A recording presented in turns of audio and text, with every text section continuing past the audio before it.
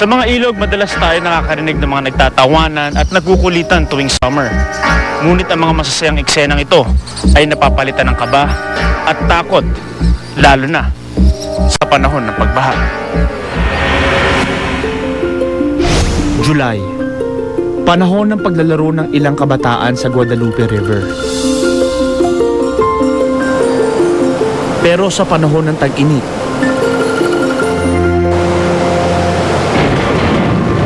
malalakas na ulan ang gumulat sa lahat taong 1987. Ang palaruan naging death trap.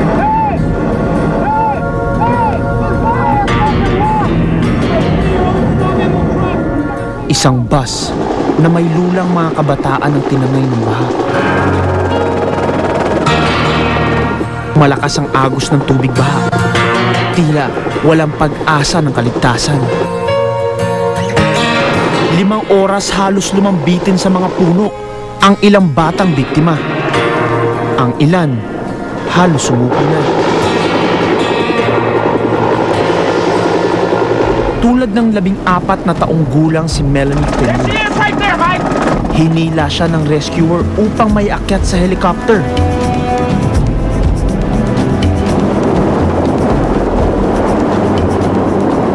Pero nabitawan din ang kaawa-awang bata dahil sa lakas ng puwersa ng baha.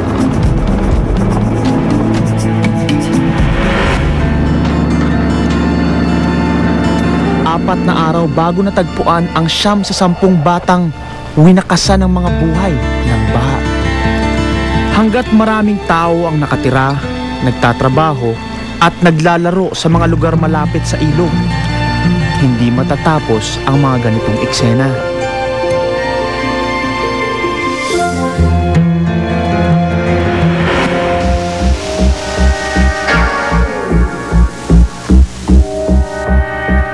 Noong panahon ng Ondoy, may kumalat na balitang may isang dam daw na di umano'y magkokolaps.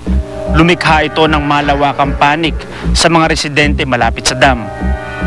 Para maiwasan ang pagkalat ng maling impormasyon, panuurin kung paano sinisiguro ng mga otoridad na matibay ang dam.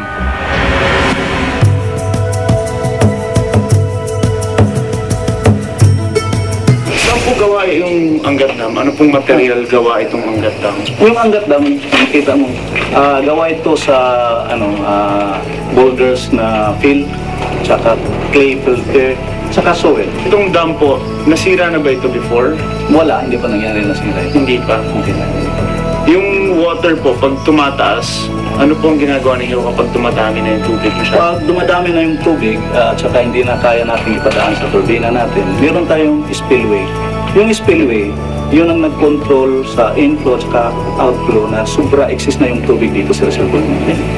Lahat na yan, lalo na kung may bagyo, kung mag-release kami ng tubig dito, nagwa-warning muna kami. Sa baba, meron tayong mga patrol cars, maliban sa mga telephones, fax, at saka sa media, pinapadaan din namin yung mga ibang mga kasamahan namin para mag-inform sa mga barangays na mabutan. Bago, magpakawala kami ng malaki. Abangan ang dapat laman ng ating survival kit sa pagbabalik ng Anatomy of a Disaster.